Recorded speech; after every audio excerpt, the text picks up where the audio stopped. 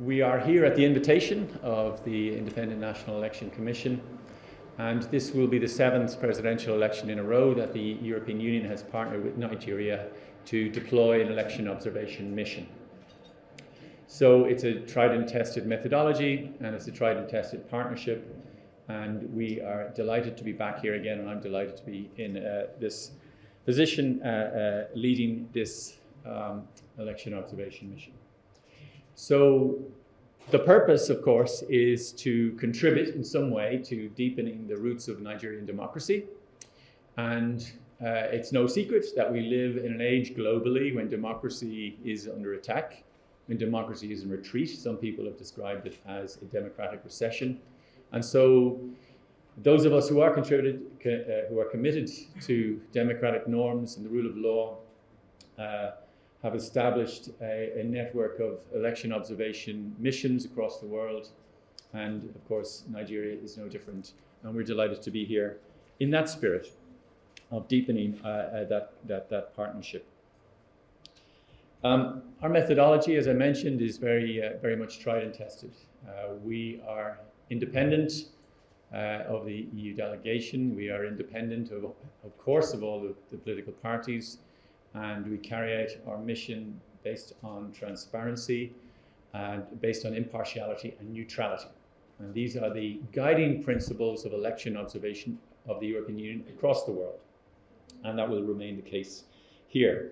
And we have been able to deploy here before Nigeria, and we will continue to do so all the way through the presidential electoral cycle and through to the vote on March the 11th. Again, the structure of our team is I am the chief observer, Thomas is the deputy chief observer, and we have 11 in our core team, and they have been here since January the 11th. And we have, for example, an election analyst, we have media experts, we have political analysts, legal analysts, social media analysts, media and mainstream media, of course. And together we have a really excellent team of experts, and they have been here since January the 11th. Just yesterday, we deployed 40 long-term observers in 20 teams of 2 across Nigeria, covering all of the 36 states in the Federal Capital Territory. And we will rely on their observations and their input and the data that they're able to assemble and all of the meetings with stakeholders that they engage in order to allow us to prepare to complete the work that we're carrying out at the moment. We will, of course, be examining the implementation of the Electoral Act and all of the changes that have taken place and all the challenges that are peculiar to Nigeria.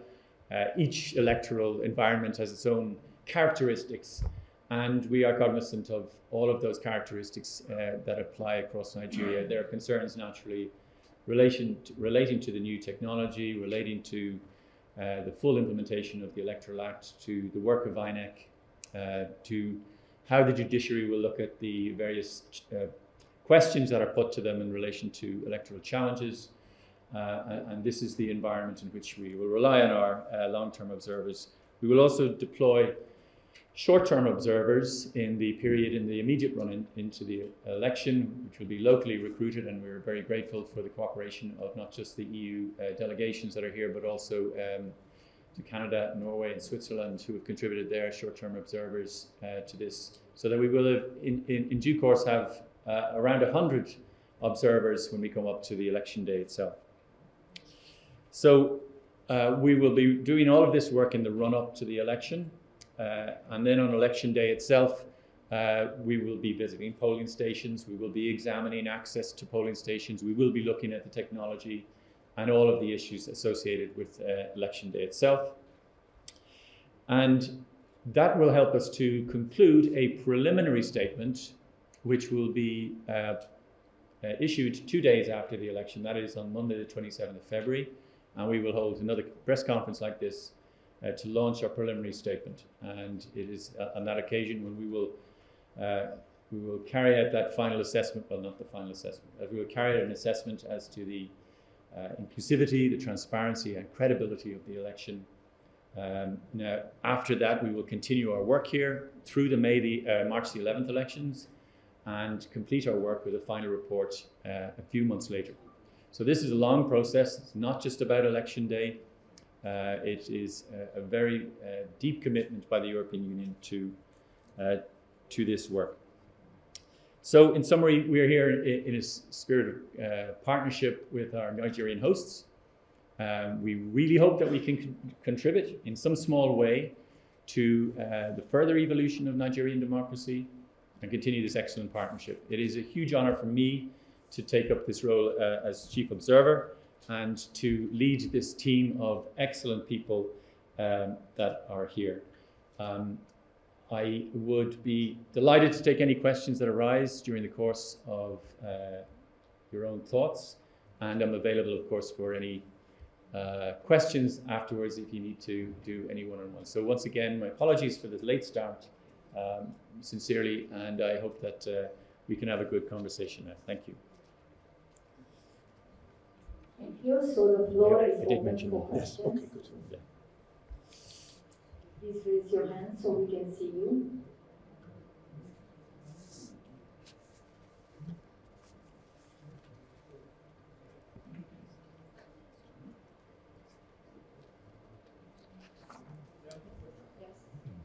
There's a question in the back.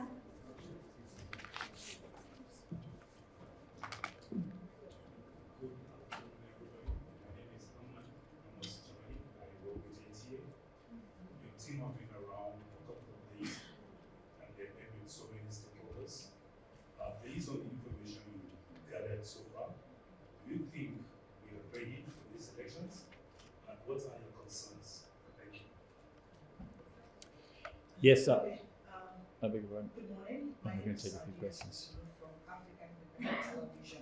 Recently, the federal government cautioned foreign nations against interfering in the 2023 elections. Now that the EU is here, how would you engage without being seen as interfering in the process? Thank you.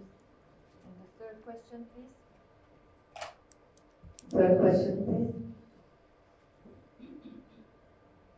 Okay. There is one. Yeah, in the back. Okay. Good afternoon. My name is Friday. I'm a reporter on Channels TV. I'd like to hear from you. The 2019 general election, the EU also observed the elections and you filed preliminary reports. Prior to that election, the EU did promise to sanction anyone who tried to impede the democratic process. I'd like to know, after that report that you filed, has anybody been punished in any way? Someone who did something against the democratic process, has anybody been punished in any way? And concerning this 2023, I'd like to know how many observers are you planning to deploy in the election? Thank you. Okay. Thank you. Okay. Thank you for those questions. First of all, are we prepared? We most definitely are. I had just incredibly detailed program for the last 4 days, and I have more meetings this afternoon. But I only arrived on Friday. Our core team have been here since January the 11th, and they have been able to begin to develop a picture of how this election is transpiring, but it is premature for us to draw any conclusions whatsoever. Our preliminary statement will describe our initial conclusions. It's called a preliminary statement for a good reason. So we will move towards a final report a few months after that. So we think we are prepared. We have new on our team a technology analyst, election technology analyst, which is a really interesting development. We also have social media analysts, 5 of them, which gives us the opportunity to understand how the election is going in relation to the social media platforms. And so we think we're extremely prepared. As to the number of observers, as I mentioned before, we deployed 40 long-term observers yesterday in 20 teams of 2, and they will be joined by locally recruited short-term observers, and so that we will have 100 observers when it comes to election day itself. But this is a process that goes way beyond election day itself. We look at all of the aspects and the challenges that are characteristic to this particular election. As to interference, it is absolutely against all of the principles of our methodology that we would in any way interfere politically with the election debate that is going on. And that is absolutely a matter for the political parties and for Nigerian citizens.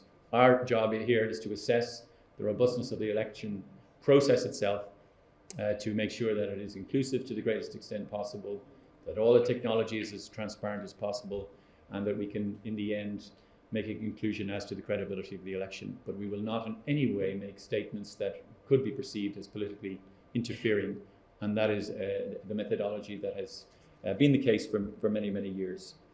As regards the 2019 election, it is true that we made recommendations, but it is not the practice of the mission to compare elections.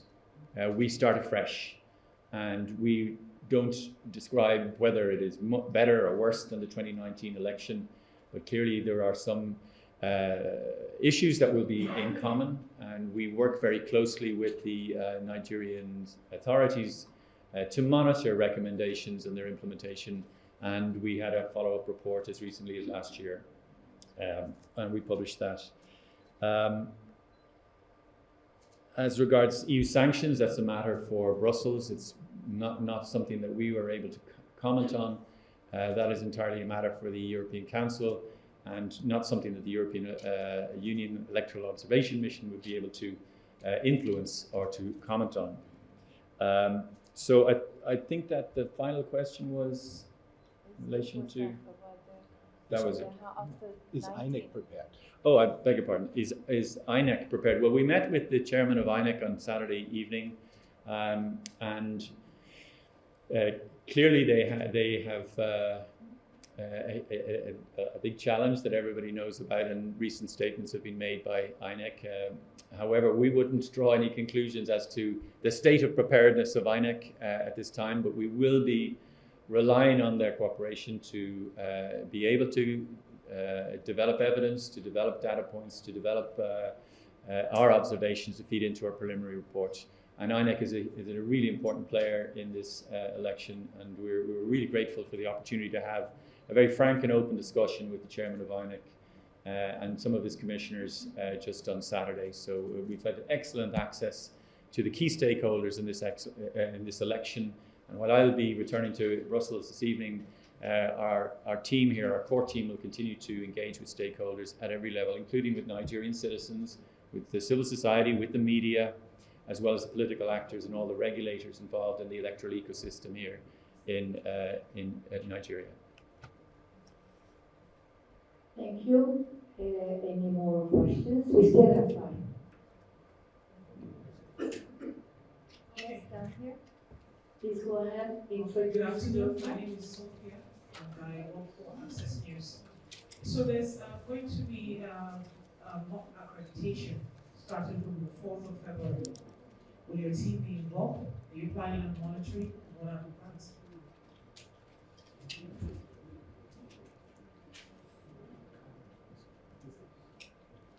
Want to answer that? Yeah. Okay. My name is Felix Oman, and I write for Reuters for Investigations. You just told us that you met with INEC officials, including the chairman, and you had frank discussions. They revealed some challenges. Did you mention any of the challenges? Can we know some of the challenges INEC told you about? Thank you. Is there a third question? Can we Yes. mention any Do we of the need the back on the line? Not really. I'm not a spokesperson for the INEC, but of course I can acknowledge the geography What of the role country. will the Nigerian media play in meeting your mission, like Okay, thank you. Well, first of all, yes, we're aware of the mock accreditation that's taking place on Saturday, and our observers will be present in some of the polling stations that have been selected for this exercise, and naturally the ambition will be to, on the part of INEC, will be to increase public trust in the technology that is going to play such a critical role in this election. So we're happy to be part of the observation process in relation to that mock exercise.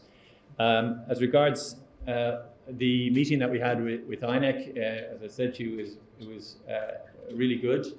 We got all the time that we needed, and we were able to raise the issues, and there was absolutely no pushback as to any questions that we might have put to them. But I think we all know what the challenges are. We respect the confidentiality of the discussions, and it's in that vein that we're able to have frank discussions, so that we're not going to report these out. But clearly the conversations that we have at INEC will feed into the preliminary report that we will share with all of you 2 days after the election. As regards the role of the media, I met representatives of the media yesterday, and they conveyed to me some of their concerns and some of the issues and the challenges that they're facing. And we again took that on board. I was very careful to listen to what they're saying, and I think it's a common cause for all of us who are determined to deepen democracy across the world, that the media plays an absolutely critical function. It's one of the foundation stones of a healthy democracy, that there is freedom of the media. So I took their messages very seriously, and we were able to, and we will be able to feed that into the overall process of our mission in the weeks and months ahead. Thank you. Yeah. Good afternoon. My name is Vincent Itomola, and I work in the Nation newspaper. My question is, what's the cost of this mission to Brussels? Thank you.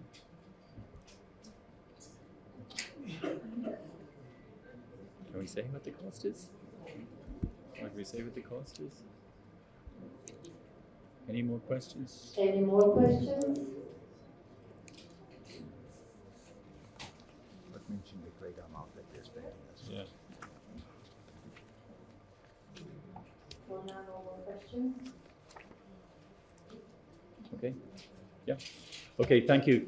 The European Union's partnership with Nigeria is very deep. This election observation mission is part of an entire structure that goes back to trying to deepen the democratic governance and improving democratic governance. We've contributed 150 million euro to the Nigerian government over the years, and over the next period, the budgetary period of the European Union, a contribution of 39 million euro will be made in order to improve democratic governance, and we do that in partnership with Nigerian CSOs and the Nigerian government departments.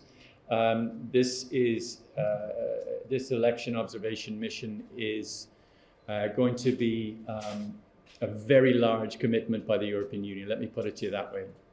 It is a very large country, but the reason that the European Union is so committed is because Nigeria is Africa's largest democracy. It is clearly the most populous nation in Africa, and it has been pointed out to me that the scale of the Nigerian election is larger than all the other West African states put together. And therefore it carries, I think, a major gravitational pull on the overall region. And so it's not just in Nigeria's interest, but also in the region's interest and in the interest of all the partners that we have a very dedicated mission here. And so it will be at a very large scale, I can assure you of that.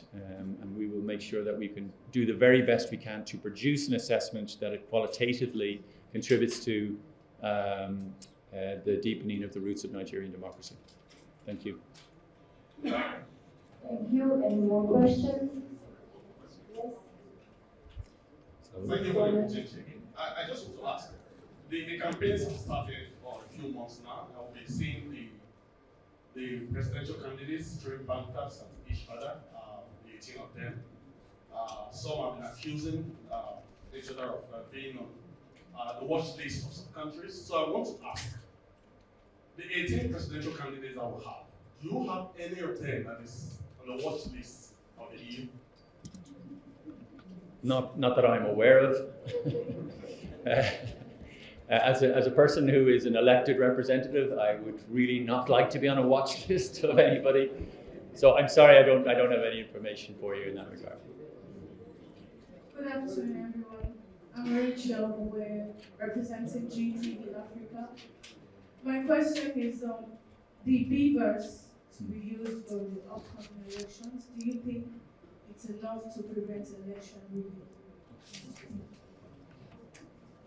Thank you for the question. Yes, of course, the BVAS are really, really critical. This technology will be critical to the outcome of the election and trust in the integrity of the system. And that's why we have deployed an election technology analyst to our team, to our core team, who's been here since January the 11th. And that's why we will be overseeing or observing certainly the mock exercises that will take place on Saturday. But we wouldn't be in a position to make any conclusions until we get to the end of the process, which will be 2 days after the election itself. But clearly this is going to be a very important element of public trust and making sure that the election is perceived as a success. Nowhere is perfect, but this is something that will be central to our work and central to the observations and the work of our long-term observers and all of the locally recruited short-term observers as we run into election day. Thank you. Yes, we have questions here. Good afternoon. My name is Georgina, I report for Arise TV. A coalition of civil rights groups recently raised alarm that 22 states in Nigeria are likely going to experience some form of election manipulation. So aside from, observing the implementation of the Electoral Act, are there other areas that the team will be looking out for? For instance, voter suppression, the issue of some people resisting the use of the beavers and all whatnot. What are the specific areas the observers will be looking out for during the election? Thank you. I saw the report and I think they were looking at states that were at risk of voter manipulation. And the criteria they were testing that against was some of the criteria that we will be using for election observation, but not exactly the same. They were looking at issues like INEC capture. So we will be looking at issues to do with the technology, to do with election finances. We will be looking at issues to do with the freedom of the media, to do with security, of course, and access of young people to be enfranchised, being able to get on ballot papers. All of these are the issues, and many of them, of course, are in common with many of the places where we deploy election observation missions and are no different in the work that we've done previously. So there are a number of issues we'll be looking at, and as I outlined, our methodology is as robust as we can make it, and as I pointed out, it's already proven the test of time, and I think that our previous reports have developed a trust between ourselves and the authorities here in Nigeria. So I think that I have seen that report. In fact, I've met with the authors of the report, and the findings of that will feed into not only the work of our long-term observers, but also the preliminary reports that we will publish 2 days after the election. Thank you. We have one more question here. Good day, everybody. I am Princess Ikwi Ajidofia, Anambra Broadcasting Service. I wanted to add something to what she was asking.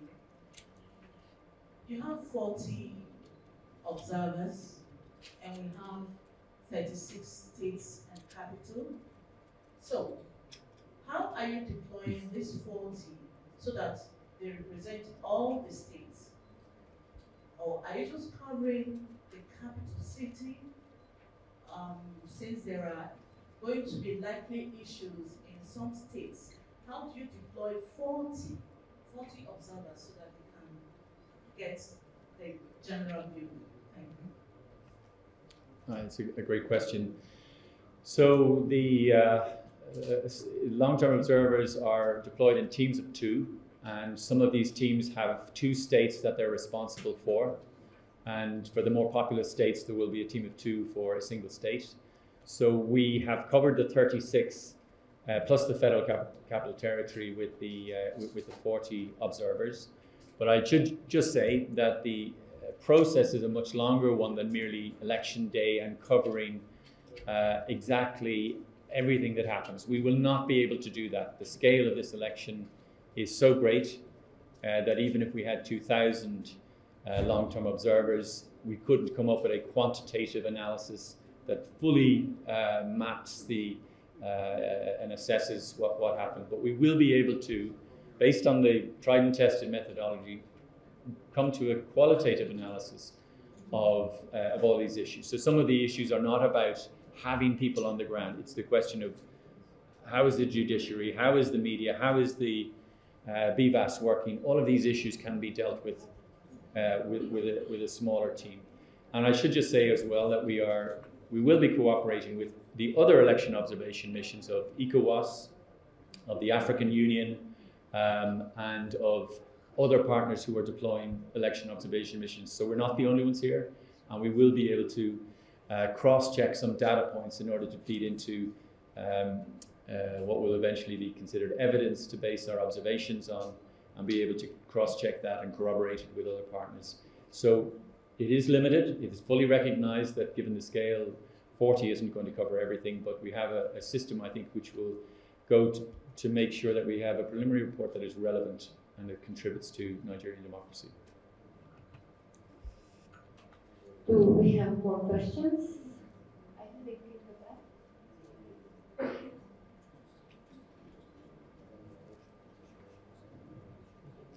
Yes, here.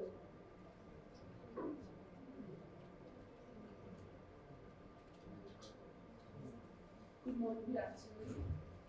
My name is Uche Andrews from JONAP, the Joint Association of Persons with Disability. My question is, do you have persons with disability on your observer list? Because it's the persons with disability, to be able to truly capture the needs of persons with disability as they know their needs. Thank you. And that's a great question, and the answer is we don't, that I'm aware of. However, we did meet with representatives of civil society.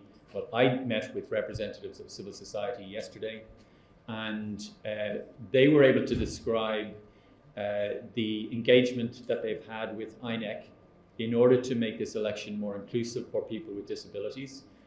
We met with the Albino Foundation, TAF Africa.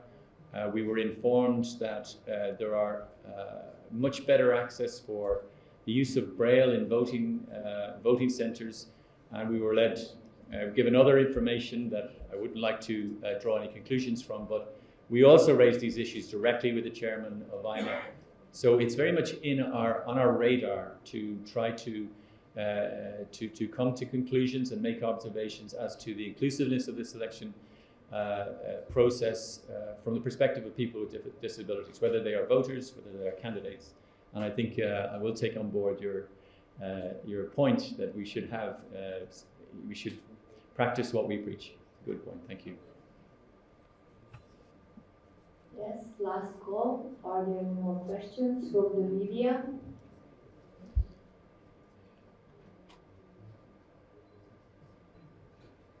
There? Over there. Yes? 1, 2, 3. Okay. No, we're finished. 3 more questions. Oh, no, we're not. No more questions. No more questions. Okay. Okay. They want to do their pieces to camera. Sorry, we have a last one. Please go ahead. My name is Chief Saleh Omar from the VIP diaspora. I actually want to know if the European Union election observer, is also carrying the diaspora along.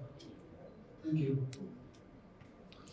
Well, thank you for the question. Obviously, diaspora voting rights is something that comes up in many election environments, and which I haven't come across the issue yet, but certainly we would be delighted to engage with representatives of anybody who wishes to raise issues about the overall process of the election, and if we feel that it can contribute to the future, then we will certainly make observations in that regard. But at the moment, we haven't had that engagement. But thank you very much for your question. I think it's very relevant. Thank you.